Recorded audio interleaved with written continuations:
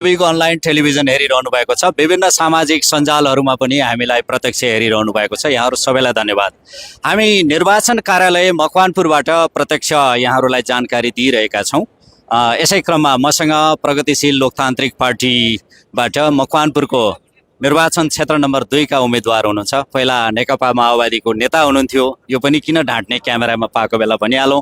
माओवादीका नेता मातृका यादवसँग पनि यहाँको निकटता थियो। काठमाडौँमै बढी बस्नुहुन्छ, व्यापार व्यवसायमा संलग्न एकजना युवा हुनुहुन्छ सन्तोष विष्ट।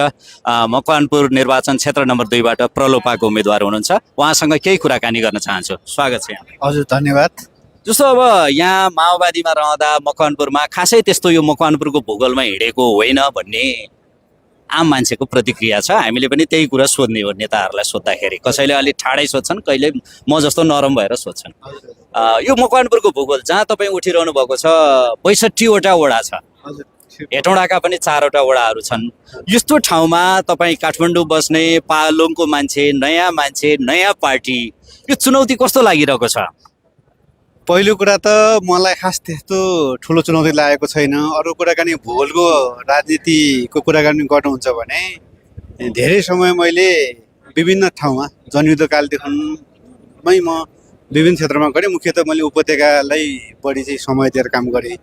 तर एउटा म के यहाँ जानकारी गराउन चाहन्छु भने गत 79 सालको स्थानीय तहको निर्वाचनमा मैले माओवादीको थाहा नगरको चुनावी कमान सम्हालेको र मैले त्यहाँ बहुमत सदस्य जिताएको भनिसकेपछि थाहा नगरपालिकाको यो अहिलेको निर्वाचनमा सबभन्दा बढी लगभग 33,000 प्लस मत चाहिँ छ।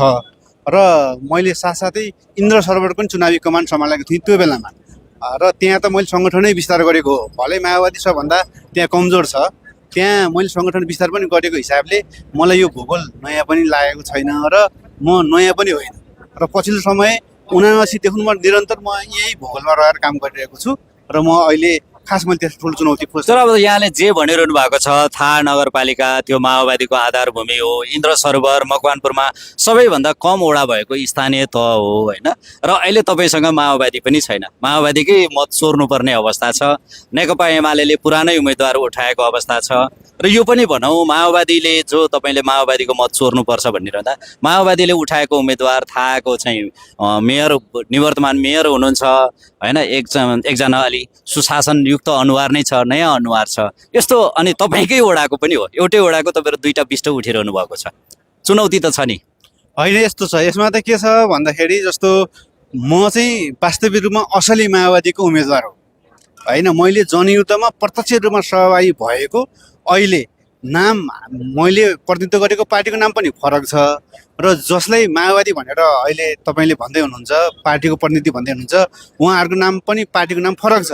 तर राजनीतिक पृष्ठभूमि हेर्दाखेरि त जनयुद्धमा प्रत्यक्ष सहभागी भएर जेलनेल भएको पात्र त म मात्रै हो भनिसकेपछि माओवादीको नाममा जुन अर्को पार्टी छ त्यो पार्टीले उठाएको क्षेत्र नम्बर 1 को उम्मेदवार पनि माओवादी जनयुद्धमा सहभागी नभएको पात्र हो र 2 को नि नभएको पात्र हो भनिसकेपछि त माओवादीको असली पात्र नै म हो भनिसकेपछि त माओवादीको मत त मैले चोर्नै पर्दैन। जो जनयुद्धमा प्रत्यक्ष सहभागी भएकाहरू साथीहरू हुनुहुन्छ, जसले माओवादीलाई माया गर्नुहुन्छ, सम्मान गर्नुहुन्छ, हिजो मतदान गर्नुभयो, उहाँहरूले त मलाई भन्दा अरूलाई त माओवादी प्रतिनिधि ठान्नु नै हुन्न भन्ने मेरो विश्वास छ।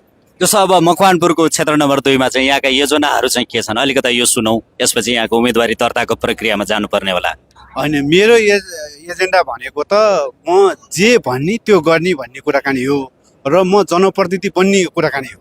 मैले यो पालि जसरी प्रगतिशील लोकतान्त्रिक पार्टीको सदस्यको रूपमा मैले उम्मेदवारी दर्ता गराउँदैछु, म हिजो पनि 79 सालको स्थानीय तहको निर्वाचनदेखि म यही भूगोलमा रहेर काम गरिरहेको छु र भोलि पनि म जित्दाखेरि पनि म यही ठाउँमा बसेर जनताको सेवक बन्ने हो, म हार्दाखेरि पनि जनताको सेवक बन्ने हो।